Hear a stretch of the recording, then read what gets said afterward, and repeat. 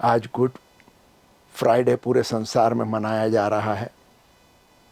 2024 good Friday. प्रभु यीशु उनका आगमन हुआ जेरूशलेम में।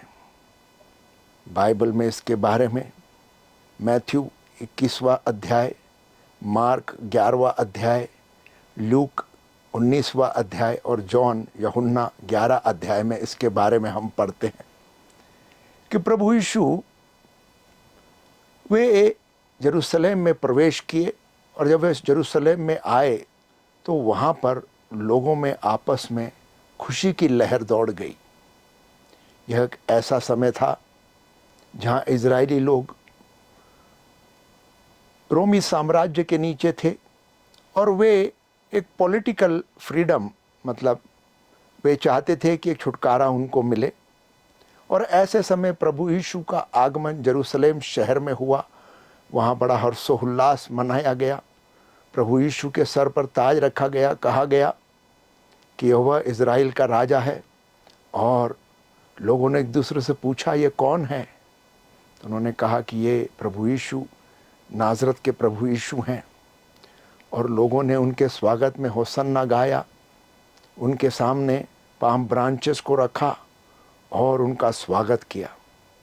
वहाँ हर्षोल्लास था, लोगों में खुशी की लहर थी और वे प्रभु यीशु का वहाँ आगमन का आनंद मना रहे थे, हर्षोल्लास मना रहे थे। ऐसे में फरीसी और सदूकियों को भी वहाँ पर उम्मीद मौजूद थे। उन्होंने देखा कि ये क्या हो रहा है और उन्होंने वहाँ प्रकट किया कि ये बात तो सही नहीं, ये वचन के अनुसार नहीं। और वे प्रभु यीशु के विरोध में बात करने लगे। लेकिन लोगों का हर्षोल्लास इतना अधिक था कि वे वहाँ कुछ न कर पाए।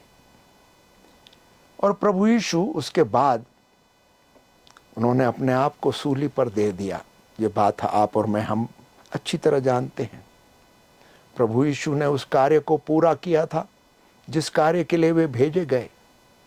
उन्होंने परमेश्वर की आज्ञाओं का पालन किया और अपने आप को उस सूली पर दे दिया, जो किसी उनका पाप नहीं था, लेकिन सारे लोगों के पापों के लिए उन्होंने अपना बलिदान चढ़ाया। हम इसको ईस्टर के रूप में जानते हैं और हम फिर ये भी जानते हैं कि उसके 3 दिन बाद प्रभु यीशु जी उठे। प्रभु यीशु ने मृत्यु पर विजय पाई। उन्होंने अपना काम पूरा किया। हम यहाँ पर 3 प्रकार की प्रतिक्रियाएं देखते हैं, रिस्पॉन्सेस। 3 प्रकार के रिस्पॉन्सेस हम यहाँ देखते हैं। एक है वहाँ के मौजूदा भीड़ का रिस्पॉन्स, प्रतिक्रिया, और दूसरा फरीसियों और सदूकियों का रिस्पॉन्स, उनकी प्रतिक्रिया, और प्रभु यीशु के द्वारा हमारे सामने दी गई प्रतिक्रिया।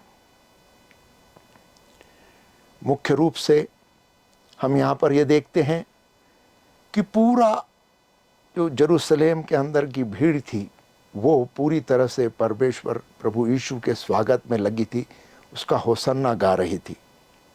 वे लोग एक छुटकारा ढूंढ रहे थे और उनकी उम्मीद प्रभु यीशु पर थी। लेकिन फरीसी और सदूकी लोग जो तोहरा के मानने वाले थे, वे पूरी तरह से अपने आप को धर्मी समझते थे और उस धर्मीपन के घमंड में वे बहुत ही ऐसे काम करते थे जो दिखावे के थे। उनके अंदर कोई सच्चाई नहीं थी, परंतु दिखावे के कार्यों को करना और इस प्रकार से वहाँ पर नियंत्रण रखना, ये उनका काम था। फरीसी और सदूकी उस समय के काल में लोगों को पर नियंत्रण रखते थे। लोग उनकी बात सुनते थे और वो जो बोलते थे वो किया जाता था। ऐसे समय के अंदर उनकी प्रतिक्रिया जो है वो प्रभु यीशु के विरोध में है। वे नाराज हो रहे हैं। वे ये चाहते हैं कि उनकी मर्जी के हिसाब से काम हो।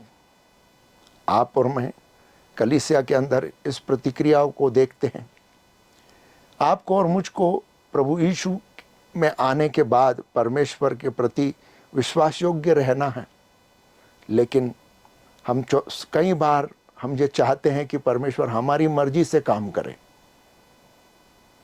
और यही प्रतिक्रिया पूरी तरह से धार्मिकता के घमंड में और इस बात में कि वे सब बातों में उत्तीर्ण हैं, सब चीज़ वे जानते हैं, बहुत पढ़े लिखे हैं, समझदार हैं, सारी बातों को जानने वाले हैं, उनका अधिकार है।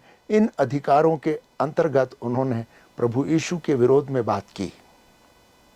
प्रभु यीशु का जो प्रतिक्रिया है वो है कि प्रभु यीशु परमेश्वर के प्रति आज्ञाकारी रहे। उन्होंने जो परमेश्वर ने जिस कार्य के लिए उनको भेजा था उसको पूरा किया। उन्होंने आगे नहीं देखा, पीछे नहीं देखा, प्रश्न नहीं पूछे, किंतु परंतु नहीं किया, परंतु पूरी तरह से परमेश्वर की वाचाओं को पूरा किया। जब हम इन बातों को पढ़ते हैं तो वहाँ जगह जगह पर भविष्यवाणियों के बारे में भी लिखा हुआ है कि जो भविष्यवाणियाँ प्रभु यीशु के बारे में लिखी गई थी वे पूरी हुई। यहाँ आज हमारा मुख्य उद्देश्य इस बात के ऊपर है कि आप और मैं क्या प्रतिक्रिया देते हैं। आज कलीसियाओं के अंदर जगह जगह पर ऐसे लोग हैं जो लीडरशिप पोजीशन में हैं, हाई पोजीशंस में हैं, चर्च के अगुवे हैं, और कई प्रकार से हमारे अंदर वही धार्मिकता का आत्मा आ गया है। हम अपने आप को धर्मी समझते हैं। हम अपनी पहचान, अपनी पढ़ाई लिखाई, अपनी डिग्री, हम कौन से प्रदेश से आते हैं, हमने क्या हासिल किया है, इन बातों पर करते हैं और हम निर्णय लेते हैं कि कलीसियाओं में क्या होगा। हम निर्णय लेते हैं कि कौन सी शिक्षा प्रचलित होगी।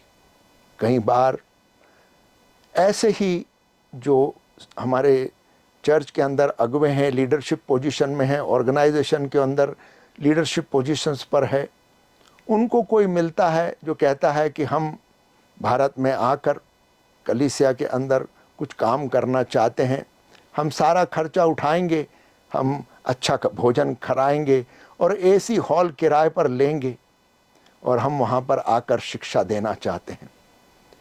जब कोई पैसा लेकर आता है और वह सारी बातों को करना चाहता है तो वह क्या बोलेगा, उसका निर्णय भी वो लेता है। ऐसे में हमारे से ये गलतियां हुई है कि हमने उनको अवसर प्रदान किए, क्योंकि वो पैसा लेकर आए थे, वो सारा खर्चा उठाने तैयार थे, एसी हॉल बुक कर रहे थे, हमको बिरयानी खिला रहे थे, और हमने उनको गलत शिक्षा लाने के लिए अवसर प्रदान किए। ये ऐसे लोग भारत देश में आकर हमको प्रॉस्पेरिटी गॉस्पल सिखाया, लव फॉर ऑल गॉस्पल सिखाया, एंटीसेमेटिक गॉस्पल सिखाया और हमको नेम एंड क्लेम गॉस्पल सिखाया। ये लोग आकर हमको परमेश्वर के वचन में से सुधारने की बात बताने का काम नहीं किया। बहुत सारे लोग आते हैं फॉरेन से और केवल हमें उत्साहित करने के लिए, हमें मोटिवेट करने के लिए वचन देते हैं। मोटिवेशन हमें ज़रूरी है, लेकिन उससे बढ़कर ज़रूरी है कि हमें कोई करेक्शन, हमें कोई सुधार का वचन बताए, हमें वो बताया जाए जिससे हमारा सुधार हो। बीच में एक अवसर मिला, परमेश्वर के दास बिहार में रहते हैं, उनके साथ सेवा करने का। परमेश्वर ने उनको आज से 15 साल पहले चुना और वे बिजनेस कर रहे थे। उस समय में परमेश्वर का आत्मा ने उनको बताया कि उनको अपना जीवन परमेश्वर की सेवा के लिए समर्पित करना है। वे मलयालम बोलते थे, लेकिन भारत में नॉर्थ इंडिया में आकर उन्होंने बाइबल स्टडी किया, हिंदी सीखी, रोटी खाना सीखा और बिहार में जाकर परमेश्वर की अगुवाई में काम करने लगे। उन्होंने पहले दिन से परमेश्वर की आत्मा, पवित्र आत्मा के प्रति अपने आप को समर्पित किया और आज्ञाकारिता में रहे। बिहार में आकर जब वे सेवा करने लगे तो परमेश्वर ने उनको बहुत बड़े रूप में बच्चों के बीच में सेवा करने के लिए इस्तेमाल किया। लेकिन जैसे जैसे समय गया, परमेश्वर का विचार बदला। परमेश्वर का समय होता है हर बात के लिए। परमेश्वर चाहते थे कि वे एक नए ढंग की सेवकाई को करें, वे कलीसिया को चलाएं और मध्यस्थी की प्रार्थना और युद्ध करने की प्रार्थनाओं को सीखे, स्पिरिचुअल वॉरफेयर को सीखे, ताकि वे बिहार प्रदेश के लिए परमेश्वर के राज्य की स्थापना में उपयोगी हो सकें। लेकिन अब पास्टर साहब कई सालों से कुछ काम कर रहे थे और उसमें उनको परमेश्वर ने सफलताएं दी थी। बड़ी मुश्किल हो रही थी कि परमेश्वर की बात को कैसे माने। वे सेवा तो करना चाहते थे लेकिन परमेश्वर के मर्जी से नहीं, परंतु परमेश्वर से ये कहना चाहते थे कि परमेश्वर उनकी मर्जी से काम करे। मेरे जीवन में भी ये बात हुई है, मैंने भी ये गलती की है। जब भी परमेश्वर ने मुझे किसी बात के लिए रोका, मुझे कोई चीज़ जो चाहता था वो होने नहीं दी, मुझे बड़ी चिढ़ होती, गुस्सा आता, चिड़चिड़ाहट होती, लेकिन परमेश्वर मेरे पर धीरज रखते और मुझे बदलने का अवसर देते थे। मुझे पश्चाताप की प्रार्थना करते हुए उससे छुटकारा पाना पड़ता ताकि मैं परमेश्वर की आवाज़ को पहचानूं और परमेश्वर की आज्ञाकारिता में आगे बढ़ूं। कलीसिया में यह पाप बार बार होता है। हम घमंड में आकर परमेश्वर को अपनी मर्जी से काम करने को कहना चाहते हैं। हम परमेश्वर को ये कहना चाहते हैं कि हम आपसे ज़्यादा जानते हैं, हमको पता है हमको क्या करना चाहिए, कौन सी चीज़ हमारे लिए सफल होती है। हम परमेश्वर की पवित्र आत्मा को अवसर नहीं देते। हमारे अंदर वो धार्मिकता का आत्मा हमें उस घमंड के अंदर रखता है और उस घमंड में हम अपनी सारी पिछली ज़िंदगी में जो हमने सफलताएं देखी उसके आधार पर निर्णय लेने लगते हैं। हम परमेश्वर के सम्मुख बैठकर पवित्र आत्मा को सुनने के लिए तैयार नहीं होते। परमेश्वर हमको कभी छोड़ते नहीं, कभी त्यागते नहीं। पवित्र आत्मा हमारे को छोड़कर जाते नहीं, लेकिन वे हमसे बात करना बंद कर देते हैं अगर हम उनकी आज्ञाकारिता में ना रहें। आज हम जब इस पर्व को मना रहे हैं तो आइए हम अपने इस धार्मिकता के पाप को, इस घमंड के पाप को और परमेश्वर के प्रति अनाज्ञाकारिता के पाप को क्रूस पर बांध दें। और यह बांधने का काम हम पश्चाताप के द्वारा करते हैं। जब हम पश्चाताप करते हैं तो हम हमारे पापों को प्रभु यीशु के क्रूस पर बांधते हैं और प्रभु यीशु के क्रूस से हमारे लिए आशीषों को खोलते हैं।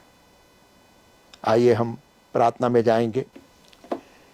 परमेश्वर की इच्छा यह है कि हम परमेश्वर के सम्मुख आएं और उसके सामने खड़े रहकर पश्चाताप करें, अपनी गलती को मानें। जब हम अपनी गलती को मान लेते हैं तो हमारे में सुधार होना और परमेश्वर की चंगाई और परमेश्वर की सामर्थ हमारे जीवन में कार्य करने लगती है। हमें केवल शारीरिक चंगाई नहीं परंतु आत्मिक चंगाई की भी ज़रूरत है, तभी हम परमेश्वर की भरपूरी में कार्य कर सकते हैं।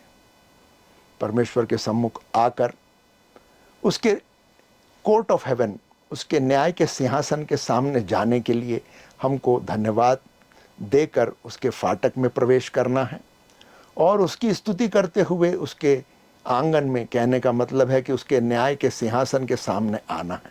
जब हम वहाँ उसके सामने खड़े होते हैं तो हमारा पश्चाताप अंधकार की उन शक्तियों को जो हम पर अधिकार लेकर हम पर कार्य करती है और हमें परमेश्वर के कार्यों को करने में बाधा पहुंचाती है, अड़चन पहुंचाती है, वही पवित्र आत्मा जिसकी बात हम पहले सुनते थे आज नहीं सुन पा रहे क्योंकि हमने गलतियां की है, परमेश्वर के विरोध में कार्य किया है, हम प्रभु यीशु के समान आज्ञाकारिता में नहीं रहे।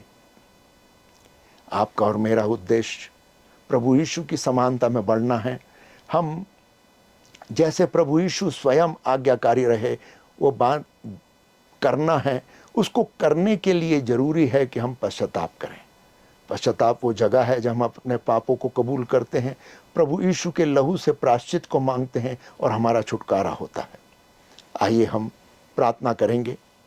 प्रेमी अनुग्रहकारी परमेश्वर, आपके बेटे प्रभु यीशु के नाम में आपके सामने आते हैं, आपका धन्यवाद करते परमेश्वर पिता, आपके प्रकाशन के लिए, आपके वचन के लिए, हमसे बोलने के लिए, बात करने के लिए धन्यवाद करते परमेश्वर पिता। पवित्र आत्मा के लिए धन्यवाद करते हैं, प्रभु यीशु के लिए जो हमारे लिए क्रूस पर चढ़ गए। धन्यवाद के साथ आपके फाटक में प्रवेश करते हैं और स्तुति करते परमेश्वर पिता और आपके कोर्ट न्यायालय के सिंहासन के सम्मुख आते हैं। आपकी महिमा हो, आपकी स्तुति हो, आपकी बड़ाई हो। आप ही राजाओं का राजा, आप ही परमेश्वर है, आप ही अपने सिंहासन पर विराजमान परमेश्वर है, आप ही महिमा के योग्य परमेश्वर है। आदर, मान, महिमा और गौरव युगान युग आपके ही हैं। आपकी स्तुति हो, आपकी बड़ाई हो, आपका होसन्ना हो, आपका जय जयकार हो। धन्यवाद और स्तुति के साथ प्रभु जी आपके दया के सिंहासन के सामने आते हैं और हम यहाँ अपने आप के लिए, अपने परिवार, by blood, marriage, adoption and birth right, हमारे ब्लड लाइन, हमारे DNA मैट्रिक्स के साथ आपके सामने खड़े हैं। और प्रभु जी हम क्षमा मांगते हैं हमारे पापों के लिए, कि सबसे पहले प्रभु जी हमने हमारे जीवन के अंदर घमंड को आने दिया। हमने हमारी पहचान, हमारे राज्य, हम कौन से राज्य से आते हैं, हमारी जनजाति, हमारी संस्कृति पर हमने गौरव किया। हमने प्रभु जी हमारे ज्ञान और प्रकाशन पर गौरव किया। हमें जो आपने वचन सिखाया था उस पर हमने गौरव किया, घमंड किया, और हम सोचने लगे कि हम बहुत अधिक जानते हैं, दूसरों से अधिक हमको आता है। और धार्मिकता के इस घमंड के अंदर प्रभु जी हमने आपके विरोध में पाप किया। हमने ऐसे निर्णय लिए हैं जो आपके कार्यों के विरोध में जाते हैं। हमने कहीं ज्ञान और प्रकाशन जो आप हमें देने जा रहे हैं उनको अस्वीकार किया। हमने प्रभु जी आपकी पवित्र आत्मा के चलाए न चल सके। हमने आपके विरोध में पाप किया है। हम जो आज्ञाकारिता में रहना है उसमें नहीं रह पाए। हमने आपकी बातों को नज़रअंदाज किया है। हम पश्चाताप करते हैं कि हमने आपको अपनी शर्तों पे काम करने के लिए कहा। हमने सोचा कि हम आपसे अधिक जानते हैं, और जो अनुभव हमारे थे उनके आधार पर हमने परमेश्वर पिता आपके सम्मुख पाप किया है। हमने आपसे कहा कि प्रभु जी आप हमारी मर्जी पर काम कीजिए, और हमने पवित्र आत्मा को कोई स्थान नहीं दिया, न कि हमने आपसे आकर पूछना कुछ उचित समझा। हमने प्रभु जी अपनी ही समझ और बुद्धि का सहारा लिया। जो हमारे अनुभव थे और जिन बातों के अंदर हमको सफलता मिली थी उसी पर हम चलते रहे। हमें आप क्षमा करें। हमें प्रभु जी एक अवसर प्रदान करें कि हम पवित्र आत्मा के चलाए चल सकें। हम परमेश्वर पिता आपके सम्मुख क्षमा मांगते हैं, आपकी दया मांगते हैं कि हमने गलतियां की है, हमने पवित्र आत्मा को दुखित किया है, खेदित किया है, हमने झूठ बोला है, धोखा खाया है, और प्रभु जी हमने आपके विरोध में पाप किया है। हमारा ध्यान लोगों के ज्ञान पर, मनुष्य की भावनाओं पर, मनुष्य की सोच पर आ गया, और हमने आपके विरोध में पाप किया है। पिता परमेश्वर, हमने जो लोग पैसा लेकर आए उनको अवसर प्रदान किया, और सच्ची शिक्षाओं को आने से हमने रोका है। गलत शिक्षाओं को हम ही लेकर आए। प्रभु जी ये गलतियां हमसे हुई है, ये पाप हमसे हुआ है, आप हमें क्षमा करें, हम पर दया करें। आपके बेटे प्रभु यीशु के लहू से हमको धोकर शुद्ध और पवित्र करें। प्रभु यीशु का लहू हमारे पापों और श्रापों को धोकर पूरी तरह से मिटा दे। पिता परमेश्वर, आपने हमको आपके बेटे प्रभु यीशु के लहू से मोल लेकर खरीदा हुआ है, और आपने हमको बुलाया है सेवकाई के लिए। आपने हमको नियुक्त किया है लीडरशिप पोजीशन में। आपने हमको नियुक्त किया है चर्च के अंदर। सारी अधिकारिताएं प्रभु आपके द्वारा है, और आज तक प्रभु जी आपने हमको सफलता में चलाया है। आगे भी आप हमको चलाने जा रहे हैं। हम और भी भरपूरी के साथ आपके साथ काम करना चाहते हैं।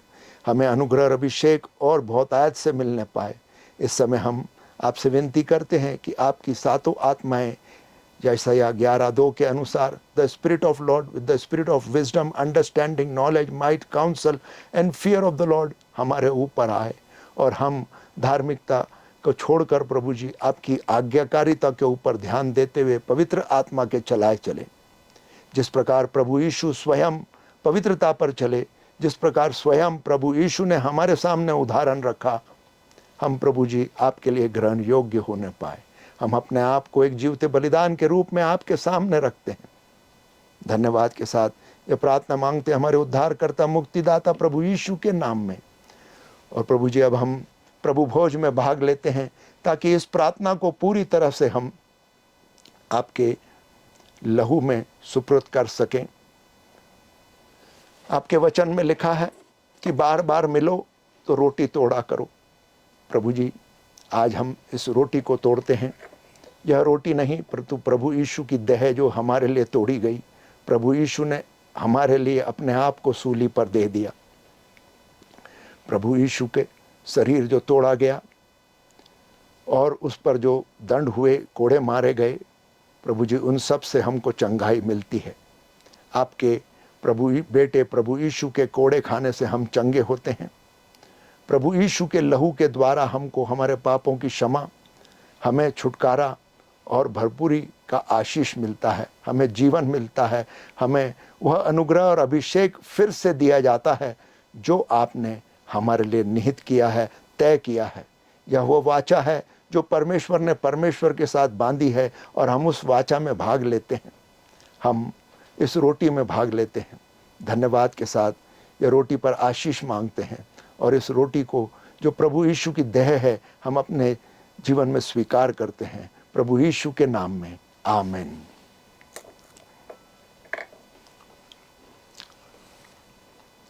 जिस रात वो पकड़वाया गया, उसने प्याला लिया और कहा कि यह मेरी नई वाचा में मेरा लहू है। ये लहू प्रभु यीशु का लहू है। हम प्रभु यीशु के उस क्रूस को स्मरण करते हैं जहाँ प्रभु यीशु ने हमारे लिए पापों की क्षमा दी, जहाँ हम गलती करते हैं तो हमको सुधरने का मौका दिया, जहाँ हमसे गलती होती वहाँ हमारे लिए अनुग्रह दिया और सारी बातों को हमारे लिए बदल दिया, ताकि हम परमेश्वर की योजनाओं पे चलते हुए, परमेश्वर के कार्यों को करते हुए, हम परमेश्वर के साथ को लेबर, उसके साथ मिलकर काम कर सकें और उसके राज्य की स्थापना कर सकें। जब हम इस प्याले में से भाग लेते हैं तो हम प्रभु यीशु के जीवन को हमारे जीवन में मांगते हैं।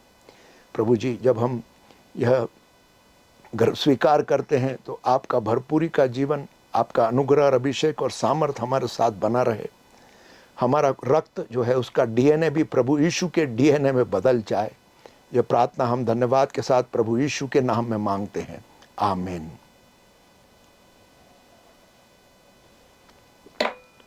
हम इन प्रार्थनाओं को प्रभु यीशु के नाम में मुद्रित करते हैं, प्रभु यीशु के लहू से, पवित्र आत्मा से और परमेश्वर के वचन से।